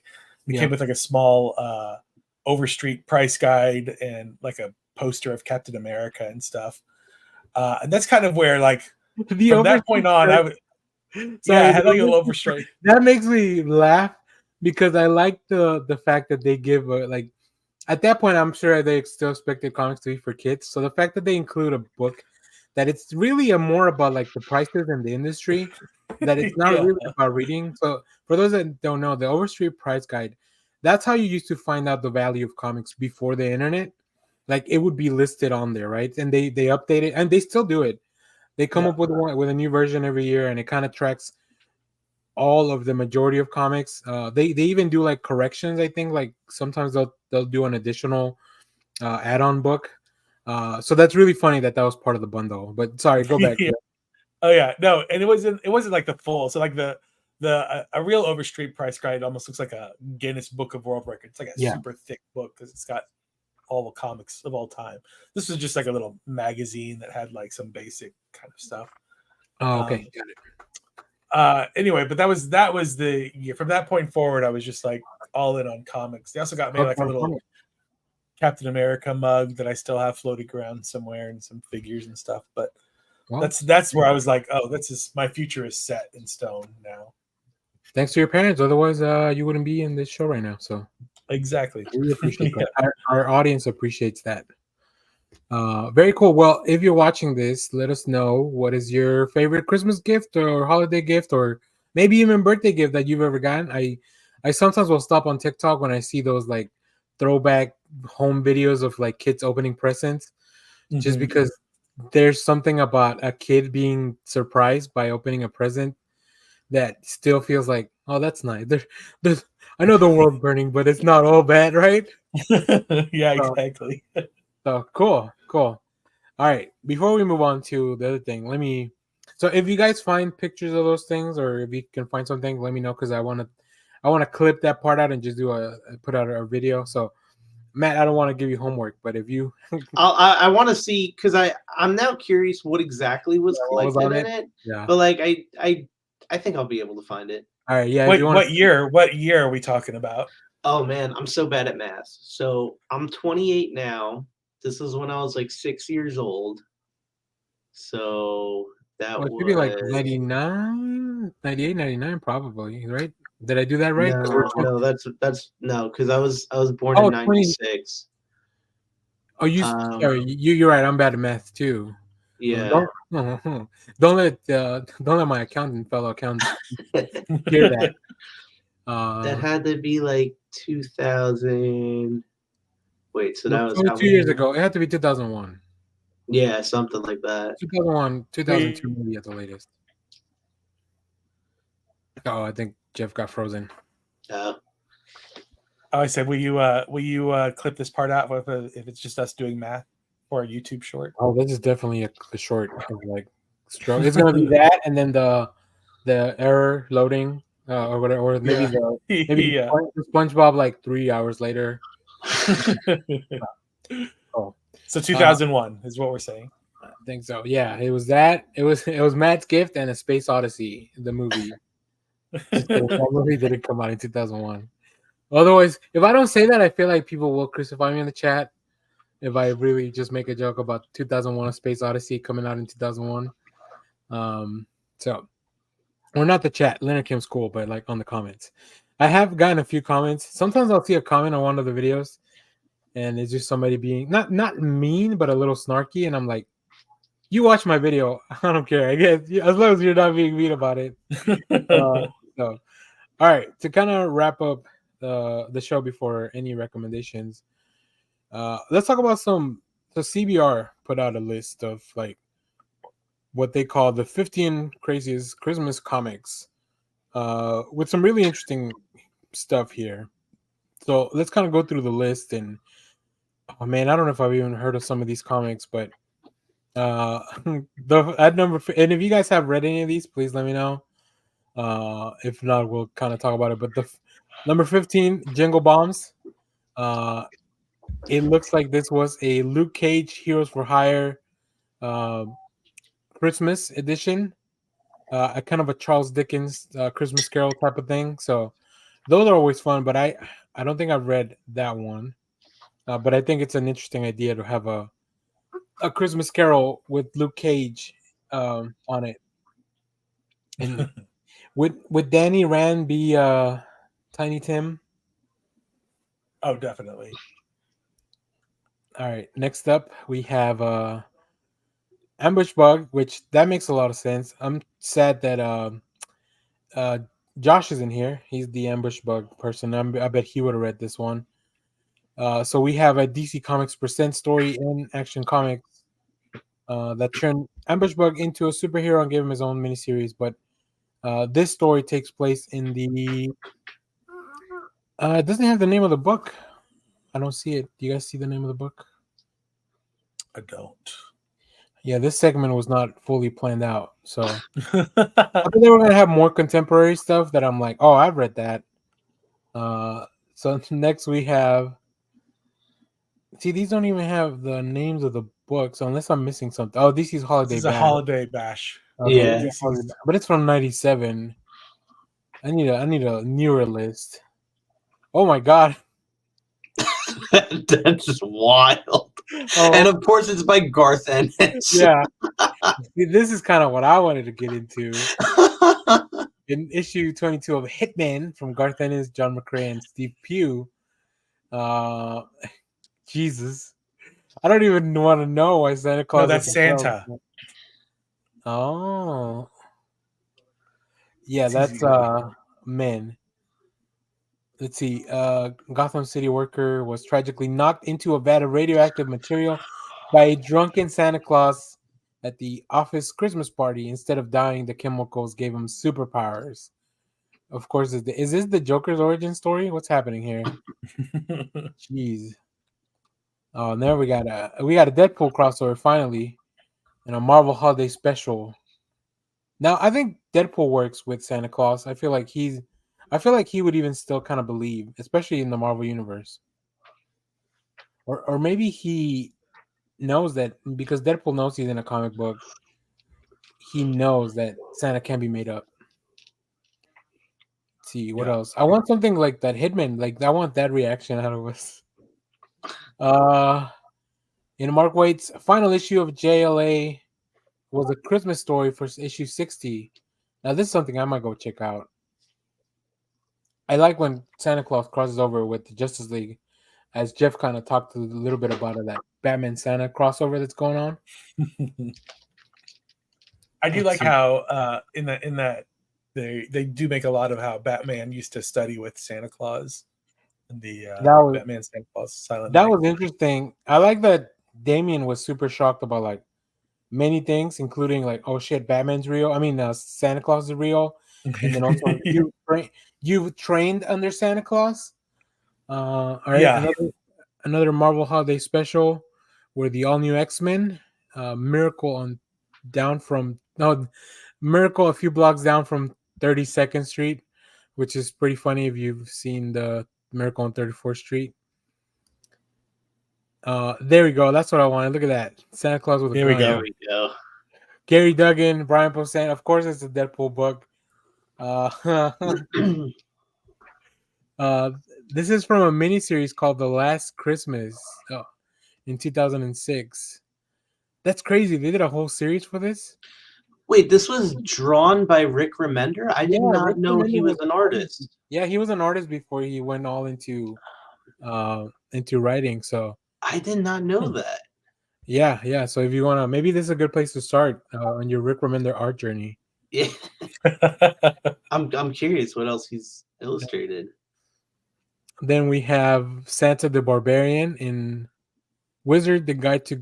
Oh, is this from Wizards? He just drew Santa Claus as a barbarian. Rob Liefeld drew Santa Claus as a barbarian. They used to draw a whole bunch of. I have a Christmas card. Hold on. Keep doing the list. I'll see if I can find this card real quick. From a Wizard magazine. If you don't find it, it's gonna be very disappointing, Jeff. I'm just telling you that right now.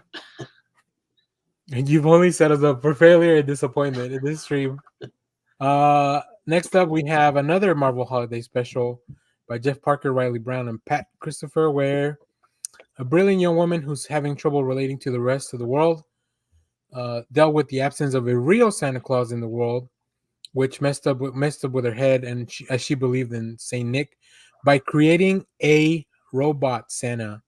And I guess the Avengers have to stop him because it used to be an Ultron body. That sounds fun. Oh, this is wild. Santa Claus versus the Illuminati. Why are they fighting? Does he have the gauntlet on? I was just going to ask that. Oh, that's so good. In the Marvel Holiday Special 2008. So it looks like we just need to go chase down a lot of these Marvel Holiday Specials to get some forget of that. the current Thanos versus Illuminati series. Like that's even better. And next we have Doom. I'll Be Doom for Christmas, which is a Doctor Doom. So I do know that the What the series was more like, it's kind of like a what if, but of like these outrageous things that are happening. So in this one, I guess Doctor Doom was waiting for Santa Claus to capture him, and then he would become Santa. Now, Jeff, did you find anything? Oh yes. Oh yes. All right, let's take a short recess from this list. So this, first off, this is Holly Day Oh, from Jim Lee, a lot of the cheesecake. wizard. Yeah, it's a lot of fruitcake. So I don't know. It says over 5 billion people on the face of the earth, all of whom submit a Christmas list as long as their arm. Oh, I don't know what that means. Anyway, this is Holly Days. But then I also found this card. It's probably This in is you. Todd McFarlane's Santa Todd. So this is Santa Claus as drawn by the little. I think that's a little Spawn. Yeah, he's got a little thing. So yeah, there you go. I did find my 2 Christmas cards. I mean, if this was a bracket, I would have to pick Holiday. Yeah, I would agree with you. Listen, I like cheesecake as much as any other dessert that we got in the 90s. So, all right, let's keep going through the list. We're almost done here. Let's see. In a DC Infinite Holiday Special #1, a young boy wrote into the Daily Planet asking if there was a Santa Claus or not. Oh man, depending on who got that letter, the answer could definitely vary. And then the Daily Planet published the boy's letter, got a lot of attention. So Superman decided he would surprise the boy by building a sleigh, putting a bunch of toys, and dressing up as Santa Claus. But why is the of course Batman's the buzzkill. It was a waste of his powers. Batman, you Scrooge. Of course, Lobo and a paramilitary. Keith Giffen did a lot of Santa Claus stuff. It looks like just based on this. Oh my God, his eyes coming out. Oh, Santa. I think Santa. Does Santa have healing factor? You guys think? I would think definitely. so. Yeah, 100%. He's old, so He's got to get down all those chimneys. That can't happen unscathed. yeah. And then the last one. What is this? Let's see. Is that Guy the Gardner Ultimate Warrior? It's the Ultimate Warrior. The Ultimate Warrior. Really odd. It's odd enough that the late great professional wrestling star, the Ultimate Warrior, had his own comic book to begin with. However, as strange as the other issues of a series are, none of them quite hold the candle to Warrior Xmas Special, written by the Warrior himself and drawn by a bunch of artists. I'm guessing he becomes Santa Claus for some reason, in that Tim Allen movie, and then he did a whole little letter at the end. So, wow! Have you ever seen? There's some movie out there where Bill Goldberg plays Santa Claus. I don't know if you've ever seen clips of that. I don't want to say luckily I've missed that, but but I haven't seen it. So okay, well, it's out there. Right. Just so you know. Is that your recommendation? Yeah, when we get back around to it, I'll figure out the name of it before. I mean, we're pretty much there. So, do you guys have anything else before we go into recommendations to close out the show? No? Okay, I'll take that as a no. I'll take silence as a no. Silence doesn't work on streams, guys. You guys need to. Sorry, I'm good. I was looking up a Bill Goldberg movie. I was just messing with you. Matt, thank you for joining us for this holiday craziness. Thank you for inviting me. I hope you had a good time. I did. And we'll definitely have you back next year at some point. Maybe halfway through your journey of reading some Moon Knight or whatever. You have very lofty goals for 2024. I do. I need more Daredevil and more Moon Knight this year. Maybe you'll be the one to find a bad Daredevil run. Yeah, I hope not, but maybe. So, do you want to tell anybody, people, where to find you? You want to plug anything? I'm on TikTok now. Comics.Matt. If you want to check it out. Check out Matt does really cool pool hauls and when his videos aren't getting taken down. Yeah, when they're not flagging it for copyright every week. You can see what he picked up for the week. So very cool stuff. And I think you just recently did an artist spotlight, if I'm not mistaken. Yeah, I did a video on Daniel Warren Johnson. I want to try to do more videos like that. Yeah. he's definitely probably gonna end up on my list of 2023, Yeah. one way or another. So, cool. Jeff, do you have anything to plug? I know you're also on TikTok, multiple accounts, burners have all some- over. I got burners all over TikTok. My main account is I think Jeff Hernandez loves LUVSUYOU. And I just play with a bunch of toys on that one. And then there's Jeff Loves Comics. It might be Jeff Loves You. I don't remember. I'll put it in the thing at some point. Yeah, throw me. I need to add your socials. I need to add my socials. Where I Cool. talk. Jeff Loves Comics is more about comics, obviously. Cool. And the movie is called Santa's Sleigh. Where Bill Goldberg, professional wrestler Goldberg, plays Santa Claus. How do you spell sleigh? SLAY, That's of what I course. thought. It also has Chris Kattan is in it. Fran Drescher. You're not selling me on this movie. Those are Dave Thomas. The founder of Wendy's. Yeah. He's also a Canadian comedian. Oh, okay. Felt like there's somebody else in this movie, but I don't see anybody else. All right. Anyway, so Chris Kattan and Bill Goldberg are in this movie. If you ever wanted to see him team up, I can also show okay. you. I bought this album over the week. Oh, let me see. Hold on, let me blow you up. This is John Denver and the Muppets. You can find this special on YouTube. It's kind of boring, but the music is awesome. See, I like. Maybe I'd put that on while I watch the Muppet Christmas Carol movie with. Oh, that's a great movie with Alfred Pennyworth, Michael Yes. Caine. I failed you, Master Bruce. I failed you. All right, Jeff. Do you have any other recommendations? It's also fun. So I spent a lot of this week watching a bunch of like old Christmas specials. The Sesame Street in 1974, I think it was, put out 2 Christmas specials in 1 year. They produced one of them. The other one was produced by CBS. And it was like CBS just leased the Sesame Street set and a couple of their Muppets and actors for this special that they wanted to put on themselves. It is the more boring of the two, but you do get a killer Ethel Merman performance where Ethel Merman sings "The Sun Will Come Out" from Annie. Yeah. So if you YouTube Ethel Merman, "Sun Will Come Out," Sesame Street, you should find this, and it's just a rousing performance of full-on old school Ethel Merman. I don't know that you have to get that specific with the Googling, but I'm sure you'll find it. Yeah.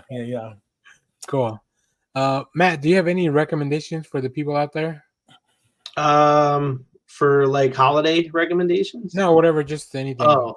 I know you don't watch movies, but yeah. Read Scott Pilgrim. hey, that's a good one. That's good. It is. Read more than Brian Lee O'Malley. I think he's got some fun books, but Scott Pilgrim's a great way to start. All right, I'm gonna recommend. First of all, I'm gonna recommend that you share, like, comment, subscribe on here.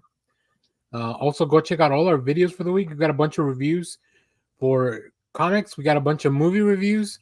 I'm dropping my spoiler review for Aquaman 2 and also for Rebel Moon later on in the channel. Also, we'll keep up with the What If series. What else? It's coming out this week. Also, I recorded a watch along commentary for Rebel Moon. I'm going all in on Rebel Moon. This is my Roman Empire. So if you had to choose between Rebel Moon and Aquaman in the bracket, man, it's tough because they were both a lot of fun. I would say I would only give it to Aquaman because it is a complete movie, whereas Rebel Moon is the part 1 of a complete story where you do get a whole story, but they definitely like you can tell it would be like a whole. It's like supposed to be like a whole thing. So yeah, that's the only reason I would say. And Aquaman, you can watch that in the theater. Like if you're looking for a movie to go out with during the holidays. I'll be going to watch Ferrari, but you guys can go see Aquaman. So yeah, And I think that's about it for the channel updates. Remember to fill out our survey. It's posted on our community tab where we do all our posts. I'll also try to keep including it in the live streams. It's also pinned on our Twitter, and I think it's pinned on my profile as well. But that's about it. Yeah, fill out our survey. Thanks to everyone that has already responded. In just 1 week, I did not expect to get so many responses, so I really appreciate that. We have a comment here that I missed. Rebel Moon didn't feel like a part one to me. See, I mean, maybe because I know too much about these things too. There's a lot of story in Rebel Moon that we can talk about. There's an R-rated cut that was supposed to be coming out instead of this PG-13 cut, which is, I think, why overall, if you look at my letterbox, like I gave it 3 stars, which I don't think. I'll say this: I don't think 3 stars is a bad rating for a movie. It's definitely, obviously, not the best, but I don't think it's a bad rating. But I feel like more, like the more this world builds. Anyways, we'll keep talking. Don't worry, there'll be plenty of Rebel Moon content coming from here to April when the next movie falls, and I'm sure Netflix will also keep doing that. There's also a Rebel Moon comic coming out in January from Titan Comics. It's a prequel to the Blood Axe family, so maybe you want to check that out. Blood Axe is a cool name. So, but by recommendations, Batman Santa Claus Silent Night issue number 4 comes out on Tuesday, so you can catch up from 1 through 4. It's a really fun story, and also Duke number 1 from Image, introducing the G.I. Joe side of everything that they're doing at Skybound into the new Energon universe. Transformers has been so good. So I'm very excited to see what Joshua Williamson can bring in the Duke series to that. So that's about all I have. I wish I had pulled out a video for holidays, but oh yeah, we'll do our, since we got a movie from based in Texas, we'll have another Texas film. Walker told me I had AIDS. And with that, I hope you guys have a great holiday. Once again, thanks to our guest Matt for joining us. Go follow him on socials. Don't follow him in real life. That's just weird. Yeah, don't do that. But just in the social. So, but yeah, thanks for watching, everyone. We'll see y'all probably next week. Stay tuned on that. Bye now. Bye. Bye-bye. The most important thing in life will always be the people in this room. Right here. Right now. Salute, mi familia. Salute. Thanks everyone for watching. Twitter loves you. Oh yeah. Clay. Hell, Bebo. Josh? Simon Center, get the fuck out.